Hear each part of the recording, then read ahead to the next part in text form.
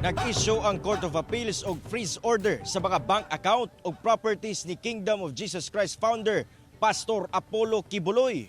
Dugang detalye sa report ni Kent Abrigana. Gi-issue na sa Court of Appeals ang freeze order sa mga bank accounts o property ni Kingdom of Jesus Christ founder Pastor Apollo Quiboloy ug uban pa. Kiniuman niya giaprubahan sa Court of Appeals ang petition sa Anti-Money Laundering Council. Gilangkuban kini sa 10 ka bank accounts, 7 ka real properties, 5 ka motor, ug 1 ka aircraft.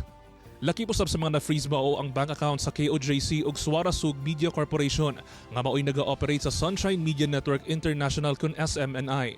Sumala sa korte, doon na matod pa sila'y reasonable ground nga ginagamit sa pastor ang iyang mga bank accounts sa unlawful activities ug mas dako pa nga mga krimen sama sa human trafficking, sexual and child abuse, sex trafficking of children, fraud, conspiracy, marriage fraud, smuggling ug money laundering.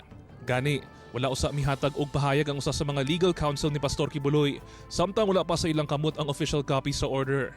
Sumala pa, ginarespeto matod pa sa kampo ni Pastor Quiboloy ang desisyon sa korte. Gani nakatakda gihapon sila nga mag-file og motion batok niini.